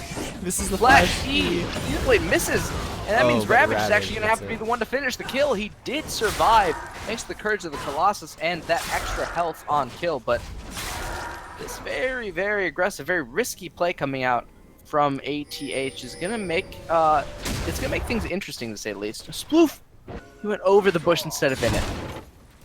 Yeah, that Leona Flash E was a little bit. This is a second off. I mean, if he was just a smidge closer, he would have got it. The Drake though is getting a little bit of damage taken. Oh. I mean, this is like this game is just. There has not been a second like in the past few minutes where there has been no action. It's been non-stop stuff happening left and right. Something I want to mention But though. the stuff happening wasn't always, you know, fights. It's someone's pushing an objective, someone's flanking, someone's, you know, trying to get ganks off mid lane, and as a result, it's not clear cut which way it's going right now. Yeah, I mean, I guess you can say that it is, because there is an advantage to say the least. But and they're pushing that advantage. The Callista Dragon Control again. Look at these Rents getting stacked up. There's no way that Selmai Barosun is gonna steal it. I really want to know how to pronounce it incorrectly. I feel like I'm butchering it. I mean, the best I can do is sell my Barosan, but Yeah. it's probably completely I've been and utterly copying wrong. you. If it's wrong, I'll just blame you for that. But I Syndra mean, in the that's mid lane. that's pretty much what every Sploof. color caster does to play-by-play, so I'm pretty used to it. Points blue, under turret, is rest on, and so is the Voice of Light. So many ultimates used, but they will get one kill back, probably going to be two, but traded evenly is this kill. Now, with Drake running away from his Oh. pop, he flashes in from Rumbletron. He wants a piece of this, actually. Still so much HP. He could go He's right standing under next to the tower. and stun him against the wall. That BM is absolutely punished by the Yordle. Yeah, Poppy was not having none of that. When he was lined up against the tower and just BMing in front of her, she wasn't having any of it. Smashes him, charges him into the tower, gets the kill. Now, I want to say that the aggro juggling in the mid lane dive was a little bit misexecuted. I mean, the Leona didn't take aggro and the Aurelion Soul took aggro first. That's something that you don't want to have happen. And the Gragas should have been further out too, so people just tanking the turret and getting punished because of it. A sort of mis-executed dive, but they do get 2 kills, 4-2. It is good for the side of SAS, but definitely loses I mean, it's not horrible for student athletes, but it gives some of their momentum away. Yeah, right now, with ATH a little bit behind their usual pace, their pace as of last game, I want to see what Ravage is going to look towards. He does have the majority of the gold share on this team after all, even more than pretty much every lane but bot lane after all. The unusually high CS again. Yeah. Props to are those guys. Quite clean, and I guess it's a result of not too much fighting and a lot of farming, but You know, There's been a lot of action, honestly.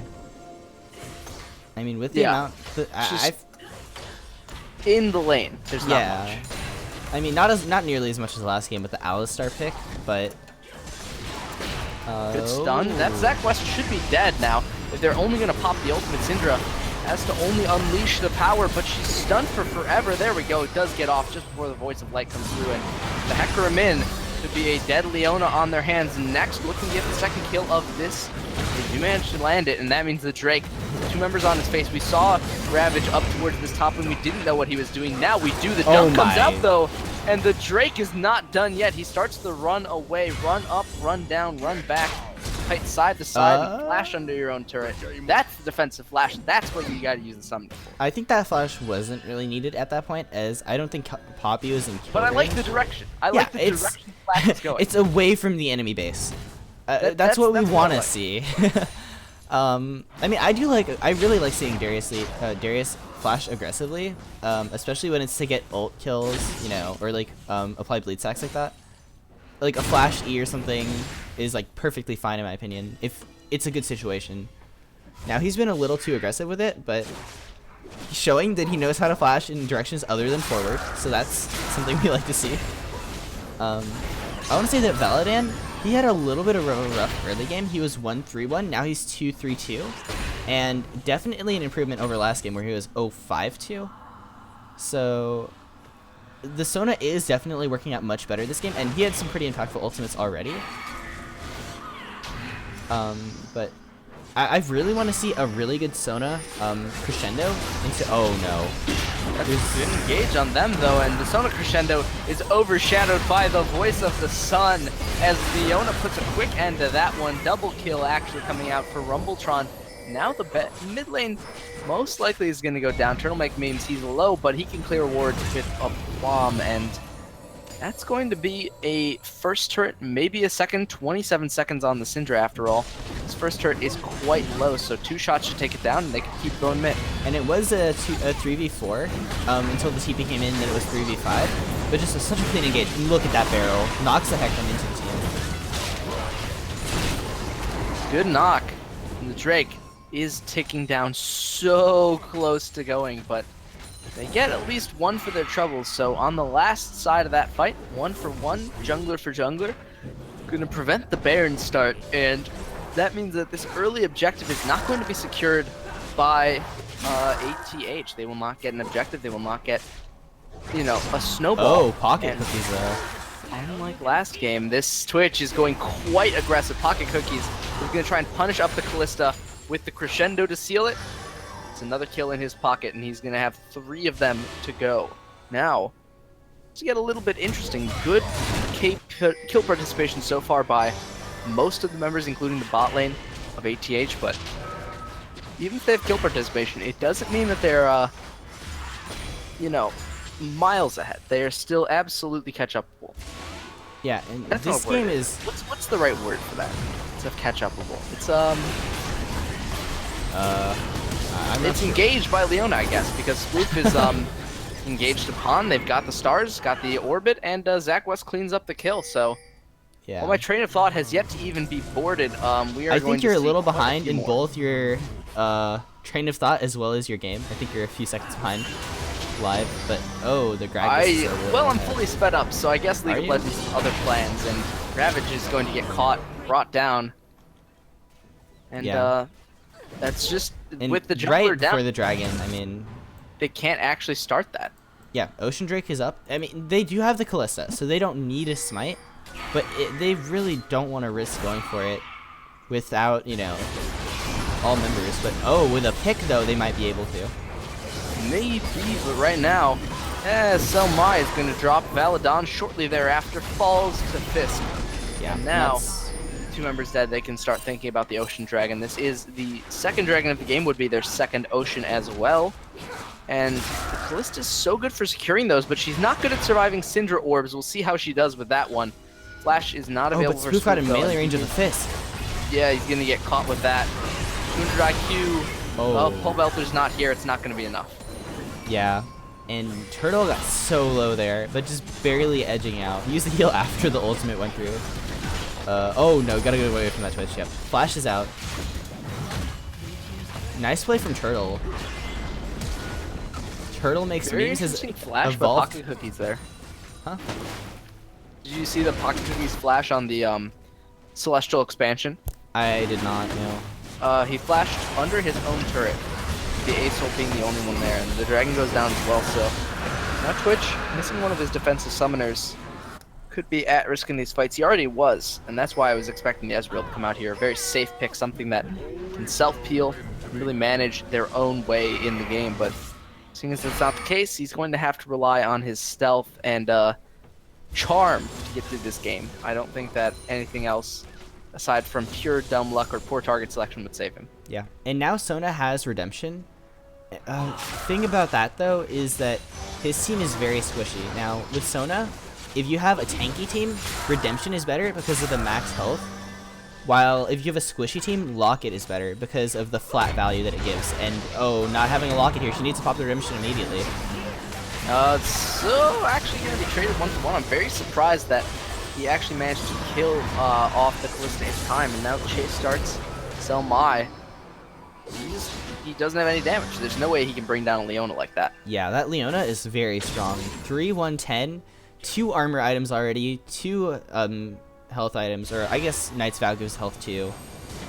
So it's more like Baladon's 3-ish caught, health items. double yeah. caught, 2 ultimates are down, and actually that wasn't One even an ult ulti, from Aurelion yeah. Sol. That was just A giant Rome plus Q. a very large Q. So, well, you gotta actually think about it this way. So, his Comet of Destiny, his E, It has a very long cooldown basically to it, doesn't it? is a 50-second cooldown. Yeah. It's almost an ultimate in terms of the roam time. Yeah, so there are abilities that are kind of like Ultimate-esque in their CD, and they have very good value to them, but Sploof is just... He's caught. Oh? I'm not sure if he's dead yet, but he is very caught. Now he's dead. With these tanky frontliners, if you ever get caught out 1 versus X, I mean, there's no way you're going to live through it. They just have so much base damage and so much health. There's no way you're going to stun them for long enough to keep them off you, and there's no way you're going to kill them in time. Yeah. And I mean... this game is very in favor of, oh, there is the overlay. In favor of, student athletes right now, as they have control shifted in their favor. Something I want to say though is the active items from the supports haven't been used that often this game that I've seen. There have been a few missed opportunities where their actives weren't used, so, I mean, if you're not using your active items, you might as well just buy just stats, but obviously you want to get better at using your active He items. is in, engages in, big oh. CC abilities, and Pocket Cookies has already dropped down their ADC, so now it falls to the Darius. What can he do though? Stunned up against the wall. Now Sploof is fancying his chances, and the Dragon Dances with Death comes out on top for now. He did manage to bring down the Hecarim, but for how much longer can he live? He's on slivers of HP, and even though Sploof is stunned into the wall, they're going to need more CC to take him down. That is a very, very big amount of damage. Not going to be enough, though. Ravage YT still living through it, and Aurelion Sol escapes as well. So 2 members on absolute 0 do get out, so it's going all right for ATH. Yeah, great play by them. I mean, ATH has been looking pretty clean. They had a slight hiccup earlier on, but they've definitely cleaned it up. And I mean, they got Baron. They've opened up the map completely. They're chipping away at the bottom inner turret. I mean, they're so tanky. The Twitch is just tickling the Poppy.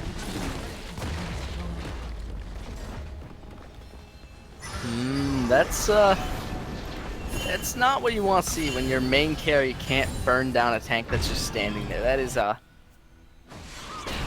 absolutely not great. And I mean, I think he really needs to get the Lord Dominix as soon as possible, because those tanks are not going to die without that item.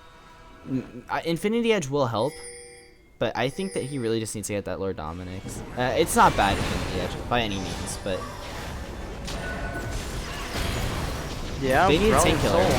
He needs to be that. But oh, getting the crit there, maybe Infinity Edge build He's isn't not a too tank, but he did go down at least. Yeah. That's a pick for them. So And Darius getting in something. melee range of Kalista means he can chase her down.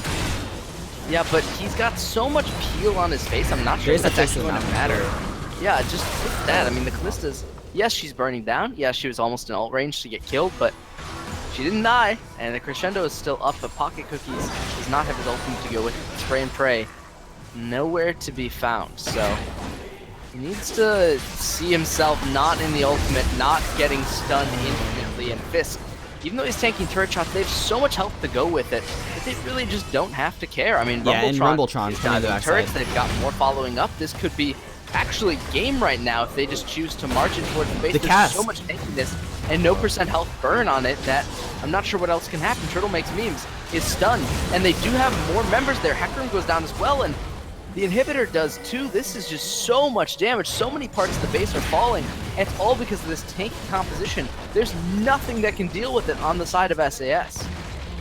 Yeah, and I mean, this game, I mean, there's just been the Poppy 713, so clean, so tanky. Just honestly, Rumbletron has had amazing teleports this game. Like in the earlier phase, I wanted to mention it, but there's just been too much action that there wasn't even a downtime. He has had some amazing teleports. I mean, like, really good. Like, TPing right when his team needs him, like, TP flanking. And that's not just him. His team is setting up wards for him to do that. This is a team effort, and as a team, both games they did have slight misplays, but overall, they are playing very dominantly. Yeah, and they look to end the game now. ATH with 3 inhibitors down. I mean, they've got Baron buff to their name, they've got a bunch of tanks, and they've got a Callista behind them. It's all about how long they can stay alive. Sploof stunned up before he even gets the ult off. Does not matter, and now the fight begins. Callista goes to work, and they split apart the team of ATH as SAS are actually chasing down Raz as well. But oh my. as I say that, this Twitch, he is getting completely demolished by Ravage, is saved by his team members, and now they try to re-engage with the Darius spinning for his life. 5 bleed sacks. Going in He as a can do this. Beyblade. This could actually be it. About Pocket Cookies, he's still got health, he's still got stuff to play Ulti, with, but Drake the ulti. dunks have come out, and that means the Drake could just finish it right here. True damage galore, and he does chase down Rumbletron. Saves the base, but for now, super minions are coming from all directions, and I'm not sure how long he can defend for. Yeah, I think the Drake had a slight misplay there, though. While he did play it well, his ulti, he was waiting until they were basically within auto range for him, instead of just killing them at maybe 600 HP or so. I mean, if we hover over it, it will do 905 damage, true damage, and he has no teammates to help defend this base. I mean, he killed them when they were at 300 HP with the ulti. He could have done it much sooner, and I think that is cost them turrets, as the Twitch died because of that. And now it's just defend the Nexus, as there are no inhibs left, no towers left. Student athletes are just going to group up and end this. I mean, Dragon respawned, Baron in 130. They just play it slow and steady. This is their game to lose. Well, their game to lose or not, they still do have to finish it before the game is over, and as of right now, it has not finished, so we will wait to see after this Dragon if they choose to do so. We're still looking for that end, still looking for that closeout of the second game of this show match, and with the the Mountain, I think they'll have enough to do it. Yeah, and I mean, they can just run in. If they're fighting, they can't defend the base from minions, and those minions are doing so much work. I mean, right now they're struggling to take the minions. Syndra's throwing the minions in the fountain. I mean, that's what they've resorted to. Well, resort to it or not, this looks like it is the last stroke for Sploof and the Shenanigans. They've got 4 members all trying to make it happen, but Poppy has knocked them into the base, and they're just going to absolutely barnstorm down the Nexus, stopping just to collect some kills. That is a 2-0 show match, and it goes the way of ATH. Athletes have picked up a win for themselves in a very convincing set of games. Yeah, student athletes getting the second win, and honestly, very impressive. Both ADCs have played this series incredibly well. Super high CS numbers. You know, very good score lines on both of them. But Rumbletron on the Poppy was just going insane both games. He had amazing teleports, had amazing map pressure. And also Ravage, you know, synergizing really well both junglers had really good synergy with their mid laners, but the duo from Ravage, YT, and ZachWest on the side of student athletes was just too much for them to handle. Yeah, it looks like it, and credit is where is due. The Duke did step up. We said he would need to. He did step up quite a bit in that top lane, had himself a couple solo kills. Sploof did as well, but The Duke? yeah, Sploof and the Shenanigans, I mean, it seemed like they were not as coordinated as they could have been, and even so, I mean, kudos to them. They did play their hearts out in that last match, made it very, very close until the last closing minutes of the game. And I think with that, it's actually going to do it for us for tonight. So thank you all for tuning in. If you want more Learning Fives action, head on over to our Twitter at Learning Fives. See us there. You can head up to our Discord, ask us what's up about that. Follow us here. We're going to have some more show matches tomorrow at most likely 3 p.m. with EU show matches and 9 p.m. with some more NA stuff. So if you're interested in that, come back then. And as always, thank you guys for watching.